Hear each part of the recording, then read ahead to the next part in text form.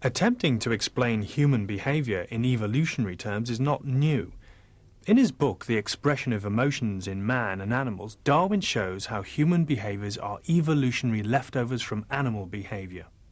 For example, a human face sneering at another with an upper lip partially raised may reflect a chimpanzee baring his teeth to frighten off a rival male.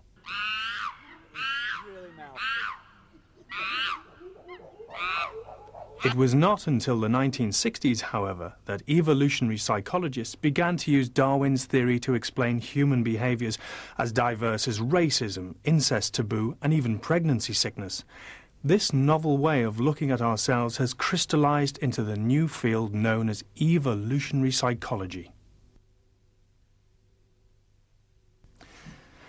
With this in mind, consider the following 3 dilemmas and give your solution to each. Imagine 3 people, each asleep in a different room in a burning house. One is your 3-day-old brother, another is a 21-year-old acquaintance, and the third is your 45-year-old father. You're able to rescue only one of them while the other 2 die. Which one would you save? Try ranking them in order of preference.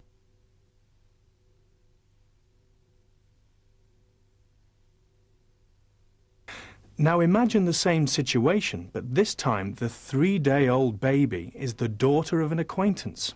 The 21-year-old is your sister, and the 45-year-old is your mother. Which one would you save? Again, rank them in order.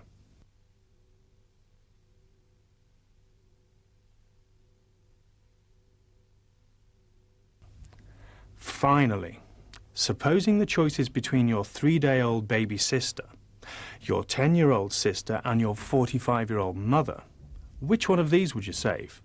Rank them in order of preference. If you're watching this in a group, you could tally your answers and come to a group result.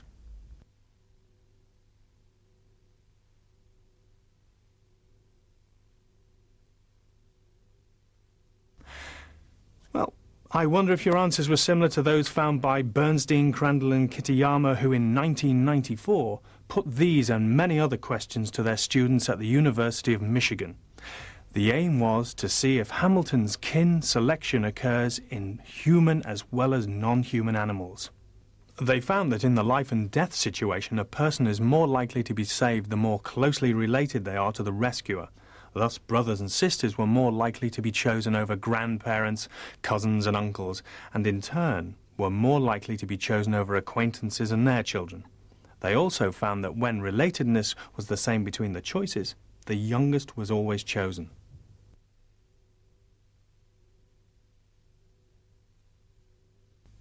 This first part of Bernstein's study seems to support Hamilton's theory of inclusive fitness. When life is at risk, people are more willing to rescue those most closely related to them. However, not all psychologists would accept this explanation. Social psychologists, for example, would argue that most people will choose to help a neighbour rather than a stranger in distress, even though there's no difference in terms of kinship. So perhaps the reason we help kin is because we know them better than we know acquaintances. Also, the young baby is the least able to save itself, and for this reason, social psychologists might argue that the baby's life would be saved rather than an older sibling. But now consider this situation.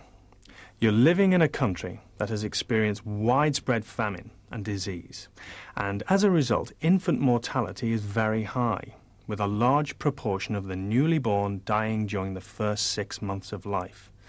In addition, the average lifespan is so short that few people survive into their 60s. Which person would you save in these 4 situations? A 3-day-old nephew or a 10-year-old nephew? A 3-day-old brother or a 10-year-old brother? An 18-year-old sister or your 45-year-old mother? Your healthy 18-year-old sister or an 18-year-old sister in poor health?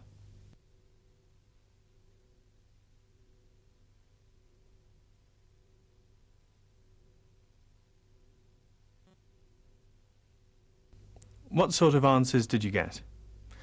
Bernstein found that under these more precarious living conditions and when the choice was between 2 people of the same relatedness, the 10-year-old and the 18-year-old were significantly more likely to be chosen than the young baby. That is, the relation that is chosen is the one with the best chance of producing offspring of its own. The researchers reasoned that in the first set of questions their students chose the youngest because they didn't consider the fact that an infant may not survive to reproduce. Social psychologists would have difficulty explaining these findings. For the evolutionary psychologist, however, the theory of inclusive fitness predicts the underlying rule. Help those most closely related to you who have the greatest reproductive value. Bernstein also found that the older the recipient, the less likely they were to be saved. This too is in line with kin selection because people's reproductive success reduces with age. In the final choice, the healthy relative is always chosen in a life and death situation. These findings, of course, only apply to life and death situations. When help is of a more mundane nature, then the youngest, the oldest, and the most sick are most likely to be helped, regardless of kinship. Another way to test for kin selection is studying the behaviour of step-parents, because Hamilton's theory predicts that they will invest less heavily in their stepchildren than in their biological children. In 1988, Daly and Wilson tested this hypothesis in Canada and found that stepchildren under 5 years old were 40 times more likely to suffer child abuse by step-parents than children in families with both biological parents present. Even though the absolute number of child abuse cases was small, the relative risk was far, far greater for stepchildren. At first glance, this appears to be strong evidence for kin selection. However, social psychologists argue that social explanations are just as valid. Now pause the video and see how else we can explain the findings that step-parents are statistically more likely to harm their stepchildren than their biological children.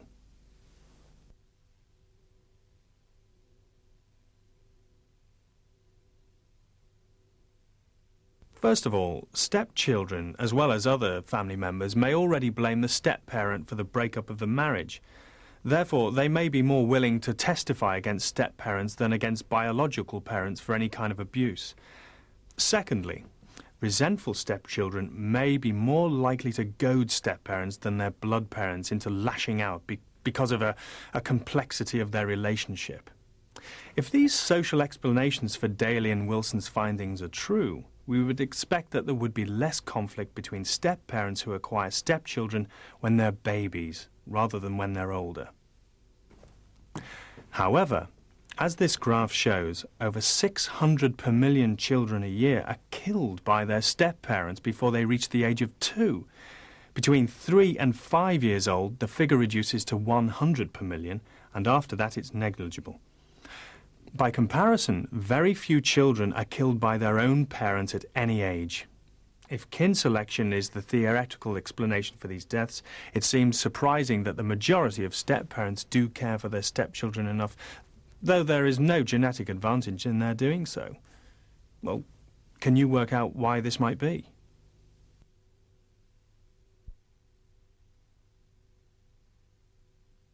Trivers' theory of reciprocal altruism suggests that it pays to act in a pro-social manner if the rewards gained by the receiver are greater than the costs to the helper.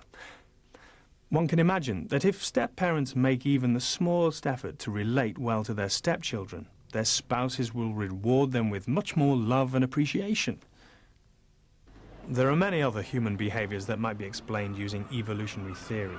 They all stem from the assumption that the need to increase reproductive success is the driving force behind human as well as animal behaviour. But there is one crucial difference between animals and humans, which some argue makes genetic evolution, whether selfish or not, irrelevant. This difference can be summed up in one word: culture. Whereas animals are rigidly controlled by their biology, human behaviour is largely determined by culture. For example, humans can learn from previous generations. It's 2,000 years since Plato wrote his philosophy, but I can read it today. No ancestor of a chimpanzee can communicate through the centuries. Although Darwin himself had no knowledge of genetics, his theory refers only to inherited behaviours. That is, behaviour that is controlled by our genes. It does not refer to individual behaviours learned during a lifetime through culture such as how to ride a bicycle or tie your shoelaces. Rather, the theory helps explain why some behaviours can be learned. For example, how did we evolve the ability to learn language? And what adaptation took place in evolutionary time which allows humans to grasp complex grammars in their speech and writing? The answer to this question can be found in the user guide which accompanies this video. The crucial concept we have to grasp is that of adaptation. Evolutionary psychologists are interested in working out the adaptations that have taken place back in pre-human evolutionary time, which continue to underlie and influence behaviours today. We've already looked at two adaptations, kin selection and reciprocal altruism, which we separately use to explain why in all animals blood is thicker than water, and why difficulties may or may not arise between step-parents and step-children. However, this approach is not without its critics. The most vocal and influential of these is Stephen Gould, Professor of Geology and Zoology at Harvard University. Although he's a proponent of Darwinian theory, Gould maintains that there is always a possible cultural explanation to human behaviour, and that many of the evolutionary explanations put forward are often no more credible than Kipling's Just So stories for children of how the leopard gained his spots.